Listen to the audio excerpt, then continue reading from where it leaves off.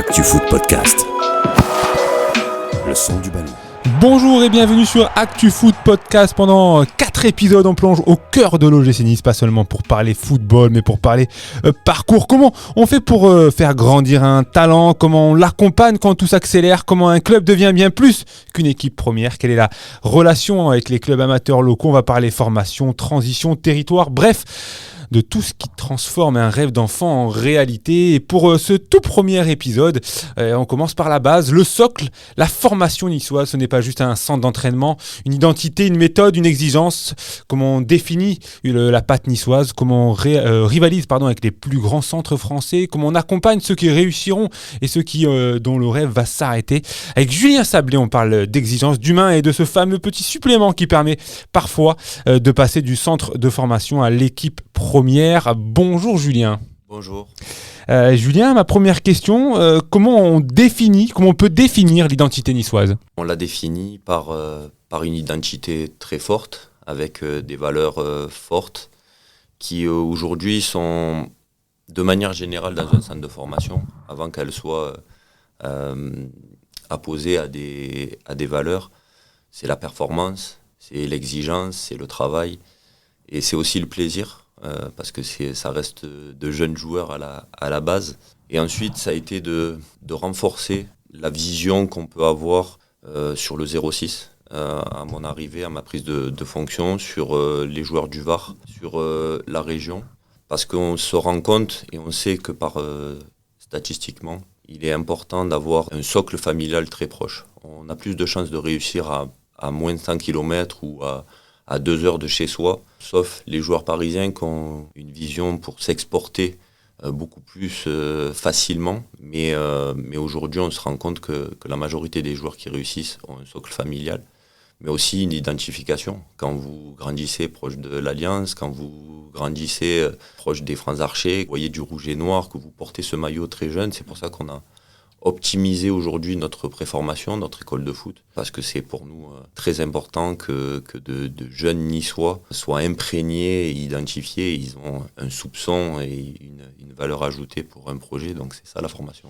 Comment le centre de formation a évolué pour répondre aux exigences d'aujourd'hui? Il a évolué par une optimisation des staffs. On a changé, encore une fois, moi ça fait 1 an et demi que j'ai pris le centre de formation. On a évolué dans l'année 1, c'était de diagnostiquer, donc dans les compétences de tous les staffs par rapport à ça, et de trouver sur l'année 2 des éléments qui nous ont à la fois rejoints et gardé des personnes qui étaient à la fois compétentes et complémentaires. Parce que le plus difficile et le plus important, c'est le conditionnement du joueur. On a 4 piliers. Le premier pilier, c'est quand même le recrutement. C'est-à-dire le talent du joueur est essentiel.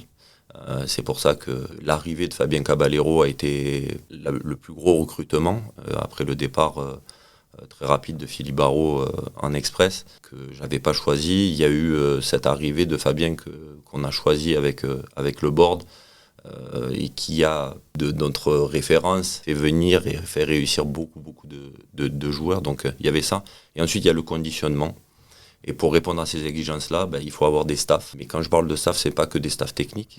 Je parle de la compétence de quelqu'un qui va les surveiller la nuit, d'un intendant, parce qu'ils vivent un parcours qui est long, qui est difficile, et qu'ils ont besoin d'avoir des gens aujourd'hui stables qui les accompagnent là-dedans. Comment l'OGC Nice rivalise avec les autres grands centres français pour attirer les meilleurs profils? On commence à avoir une réputation grandissante sur les dernières années. J'aime pas parler de moi. Pour moi, c'est une œuvre qui est collective. Il y a eu l'OGC Nice se veut être un club formateur de par le passé. Et aujourd'hui, l'émergence de la génération 2004 ou de Evan Guessant permettent de mettre en lumière, pour être un vrai club formateur, pour attirer des talents, pour être un centre de formation reconnu, vous devez avoir de la place dans l'équipe professionnelle. Et c'est grâce à ces mises en lumière-là que de jeunes talents ont envie de venir à l'Alliance, ont envie de devenir des professionnels du gym. Et donc aujourd'hui, on commence à avoir ça. Après, on a mis tout en place un travail sur les infrastructures. On a la chance que notre propriétaire nous ait fait refaire le un nouveau synthétique dernière génération. On a mis beaucoup de personnalisation dans l'accompagnement des joueurs au centre de formation. On a changé la décoration. Ce sont des détails, mais c'est leur quotidien. Ils vivent entre ces murs et les éducateurs vivent entre ces murs. Et donc, il faut qu'ils comprennent ce que c'est l'histoire du gym et vers quel chemin tu as envie de grandir. Et puis, je vous l'ai dit, le recrutement aujourd'hui, avec l'arrivée de Fabien, a été une grosse mise en lumière pour nous, d'arriver sur le marché, d'aller prendre un recruteur reconnu chez les jeunes qui vient, nous a permis d'optimiser nos effectifs, d'aller sur des profils qui, pour nous, doivent réussir. Et donc, tout ça nous a fait qu'aujourd'hui, on commence à rentrer dans la place des grands, puisqu'on le voit au classement des centres de formation où il y a une amélioration. Puis l'arrivée de Claude Puel et votre montée en tant qu'adjoint, de nombreux joueurs justement du centre sont entrés dans ce groupe pro. C'est un peu une fierté pour vous de voir ces jeunes performer avec l'équipe première ? Ouais, bien sûr. Enfin, c'est une immense fierté pour moi, mais surtout pour l'ensemble du club. C'est un travail de longue haleine, bien avant mon arrivée. Ces jeunes-là, c'est un parcours du combattant pour pouvoir arriver à porter ce maillot dans l'Alliance. Donc bien sûr que ça a été une immense fierté. C'est une immense fierté pour eux, déjà, pour leur famille, pour tout ce parcours. Et ça donne aussi à l'ensemble des joueurs de se dire, tiens, c'est possible. Et il y a des opportunités. Je leur ai beaucoup parlé d'opportunités depuis que je les côtoie depuis 1 an et demi, que la vie, elle est faite d'opportunités. Et aujourd'hui, on a la chance d'avoir Claude qui est arrivé, qui est un vrai entraîneur formateur. Il y a des entraîneurs qui sont utilisateurs. Lui, c'est un vrai entraîneur formateur. On se connaît très bien. Donc, il me faisait confiance parce que je sais ses attentes.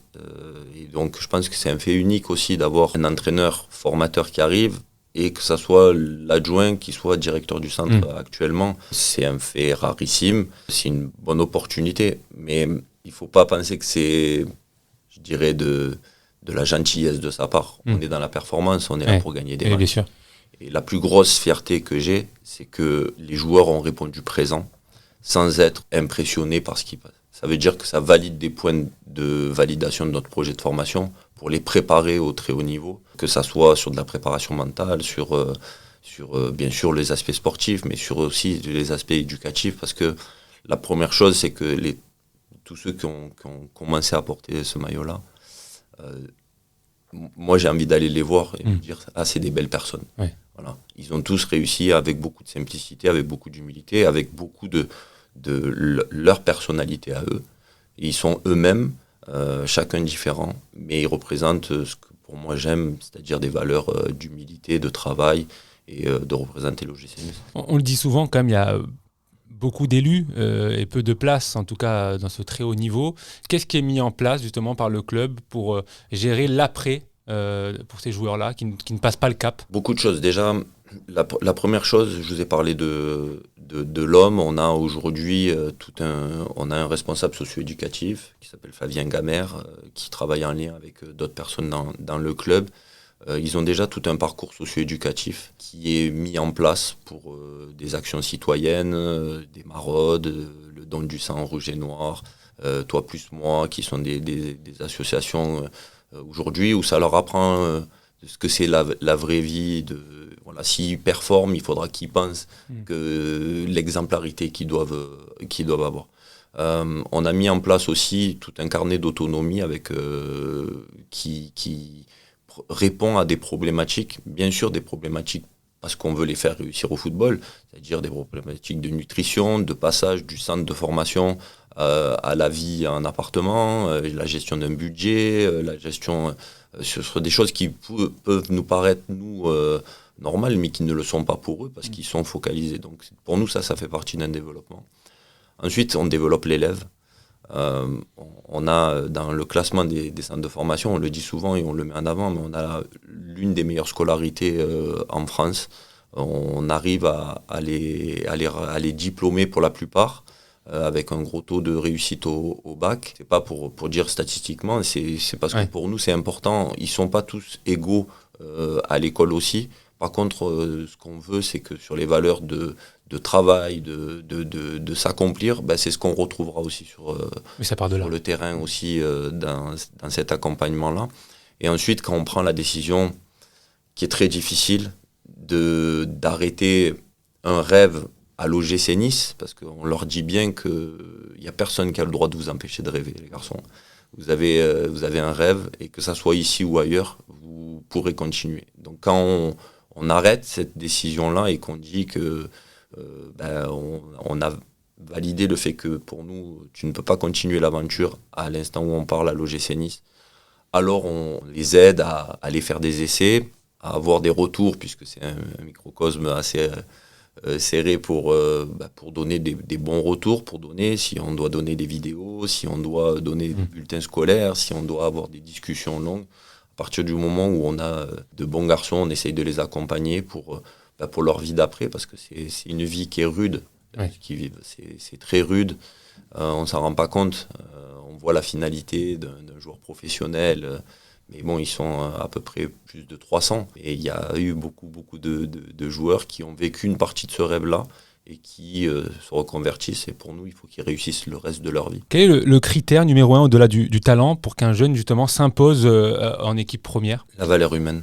Ouais. Encore une fois, on parle de l'homme, mais dans le recrutement, c'est le premier pilier c'est le garçon, la passion, ce qu'il va mettre en place. Mais c'est pour nous déjà la valeur humaine. Est-ce qu'il se comporte bien ?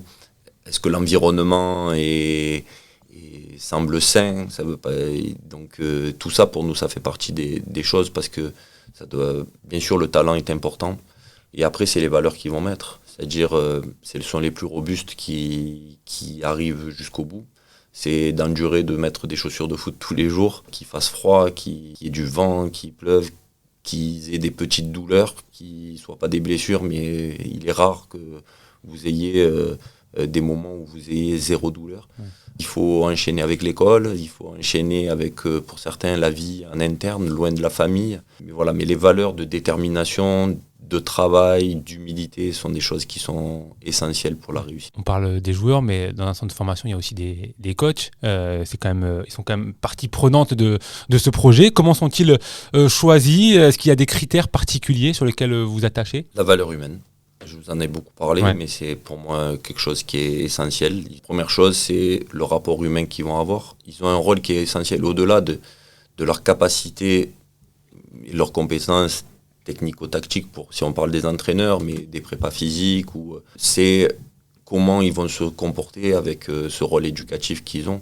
On a un rôle d'abord éducatif, on est éducateur avant d'être entraîneur dans la formation. C'est comment ils vont se comporter, parce qu'il va falloir accompagner ces joueurs dans un environnement qui va être sain, serein, même si par moments c'est bouillonnant et il y a des périodes dans l'année où c'est plus difficile que d'autres. Ils ont un rôle qui est essentiel. Donc après, il y a bien sûr la compétence qui vont nous amener et la complémentarité de tout ça. Merci beaucoup en tout cas Julien Sablé, c'était très intéressant et très instructif. Nous on se retrouve très bientôt pour un deuxième épisode de cette série sur l'OGC Nice. Merci beaucoup Julien, à très vite.